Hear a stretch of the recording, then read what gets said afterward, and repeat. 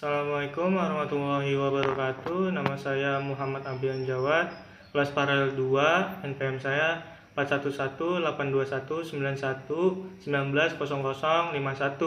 Dosen pengampu Bu Yunita Lasma, MPD. Saya ingin membahas tentang PowerPoint saya tentang perkembangan kepribadian peserta didik. Yang pertama itu pengertian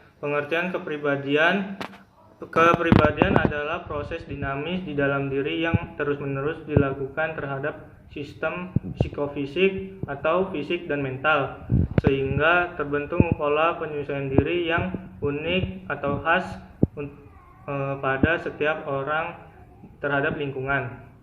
Yang kedua itu konsep dasar kepribadian. Yang pertama, psikodinamik teori. Psikodinamik teori adalah teori yang diberikan Sigmund Freud, di mana dalam teori ini dirumuskan dengan premis jika dibutuhkan atau dorongan yang tak disadari konsumen, khususnya dorongan biologis dan juga seksual, adalah inti dari sebuah motivasi serta kepribadian. Yang kedua, Neo-Freudian Personality Theory. Dalam teori dari Costa dan McCrae ini berasumsi jika semua individu mempunyai karakter yang berbeda, serta jenis-jenis konsep diri dan karakter tersebut mempunyai sifat konsisten serta bisa diukur perbedaannya di antara setiap individu.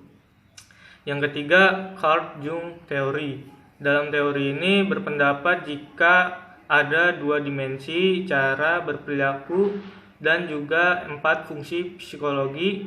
Dimensi ini memberikan gambaran tentang arah aliran energi psikis, yakni extroversion dan juga introversion. Habis itu perkembangan karakteristik kepribadian. Karakteristik perilaku dan pribadi pada remaja yang terbagi ke dalam 2 kelompok, yaitu remaja awal 11 sampai 13, terus 14 sampai 15 tahun, dan remaja akhir itu 14 sampai 16, sudahnya 80 sampai 20 tahun, meliputi aspek yaitu fisik, psikomotor, bahasa, kognitif, sosial, moralitas, keagamaan, kognitif, emosi, afektif, dan kepribadian. Yang pertama itu fisik. Laju perkembangan secara umum berlangsung secara pesat. Laju perkembangan secara umum kembali menurun, sangat lambat. 2. Psikomotor. Gerak-gerik tampak canggung dan kurang terkoordinasi. Gerak-gerik mulai mantap, aktif, dan berbagai jenis cabang permainan, jenis dan jumlah cabang permainan lebih selektif dan terbatas pada keterampilan yang menunjang kepada persiapan kerja. Yang ketiga itu bahasa. Berkembangnya penggunaan bahasa sandi dan mulai tertarik mempelajari bahasa asing, lebih memantapkan diri pada bahasa asing tertentu yang dipilihnya. 4. Perilaku kognitif. Proses berpikir sudah mampu mengoperasikan kaidah-kaidah logika formal atau asosiasi, diferensiasi, komparasi, kausalitas yang bersifat abstrak. Meskipun relatif terbatas, sudah mampu mengoperasikan kaidah-kaidah logika formal disertai kemampuan membuat generalisasi yang lebih bersifat konklusif dan komprehensif. 5. Itu perilaku sosial diawali dengan cenderung ambivalensi, keinginan menyendiri dan keinginan bergaul dengan banyak teman, tetapi bersifat temporer, bergaul dengan jumlah teman yang lebih terbatas dan selektif dan lebih lama atau teman dekat. Terus yang keenam, moralitas, adanya ambivalensi antara keinginan bebas dan dominasi pengaruh orang tua dengan kebutuhan dan bantuan orang tua sudah dapat memisahkan antara sistem nilai-nilai atau normatif yang universal dari para pendukungnya yang mungkin dapat berbuat keliru atau kesalahan. Terus yang ketujuh, yang terakhir, perilaku keagamaan mengenai eksistensi dan sifat kemurahan dan keadilan Tuhan mulai dipertanyakan secara kritis dan spektif. Eksistensi dan sifat kemurahan dan keadilan Tuhan mulai dipahamkan dan dihayati menurut sistem kepercayaan atau agama yang dianutnya. Terus penilaian kepribadian. Penilaian kepribadian haruslah objektif dan tidak bias. Dengan begitu, kita akan lebih memahami seseorang tanpa melihat stereotip karakteristik yang dianggap sebagai ciri khas kelompok tertentu.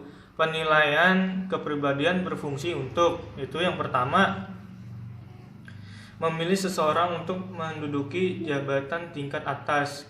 Yang kedua, kemampuan seseorang mengatasi stres. Yang ketiga, membantu siswa memilih jurusan. Yang keempat, penelitian. Penelitian tentang hubungan kecemasan dan prestasi di sekolah. Terus berikut ada beberapa metode yang digunakan dalam penilaian kepribadian. Yang pertama, metode observasi. Ialah metode yang mempelajari kejiwaan dengan sengaja, mengamati secara langsung, teliti, dan sistematis. Dalam hal ini, observer dapat melalui tiga cara, yaitu A. Introspeksi. Introspeksi berarti dalam dan spekter berarti melihat. Jadi pada introspeksi, individu mengalami sesuatu dan ia sendiri dapat pula mengamati, mempelajari apa yang dihayatinya tersebut. Terus introspeksi eksperimental. Suatu metode introspeksi yang dilaksanakan dengan mengadakan eksperimen-eksperimen secara sengaja dan dalam suasana yang dibuat. Metode ini berfungsi mengatasi subjektivitas yang ada di metode introspeksi. Yang terakhir, yang ke-C, ekstrospeksi berarti melihat keluar. Ekstro berarti keluar, dan speksi sama dengan spektre yang berarti melihat. Jadi ekstrospeksi adalah metode dalam ilmu jiwa yang berusaha untuk menyelidiki atau mempelajari dengan sengaja dan teratur gejala-gejala jiwa sendiri dengan membandingkan gejala jiwa orang lain dan mencoba mengambil kesimpulan dengan melihat gejala jiwa yang ditunjukkan dari mimik dan pantomik. Terus yang kedua itu metode proyektif, merupakan salah satu bentuk mekanisme pertahanan. Dalam mekanisme proyek, individu secara tidak sengaja menempatkan isi batin sendiri pada objek di luar dirinya sendiri dan menghayati sebagai karakteristik objek yang di luar dirinya itu. Pelopor upaya ini Hermann Rorschach, seorang psikiater dari Swiss yang mencobakan sejumlah besar gambar-gambar tak struktur untuk mengungkapkan isi batin tertekan pada pasien-pasiennya. Dari jumlah gambar-gambar, akhirnya dipilih 10 gambar yang dilakukan. Kemudian dikenal dengan nama tes Rorschach. Terus yang ketiga metode interview merupakan metode penyelidikan dengan menggunakan pertanyaan-pertanyaan berbeda dengan angket yang pernyataan-pernyataannya diberikan secara tertulis. Pada interview, pertanyaan-pertanyaan diberikan secara lisan. Yang keempat, paper and pencil merupakan metode penyelidikan dengan menggunakan pertanyaan-pertanyaan di mana pertanyaan tersebut merupakan pertanyaan yang dapat menjelaskan bagaimana diri kita yang ditanyakan melalui tes tertulis. Ya, sekian dari saya, kurang lebihnya mohon maaf. Wassalamualaikum warahmatullahi wabarakatuh.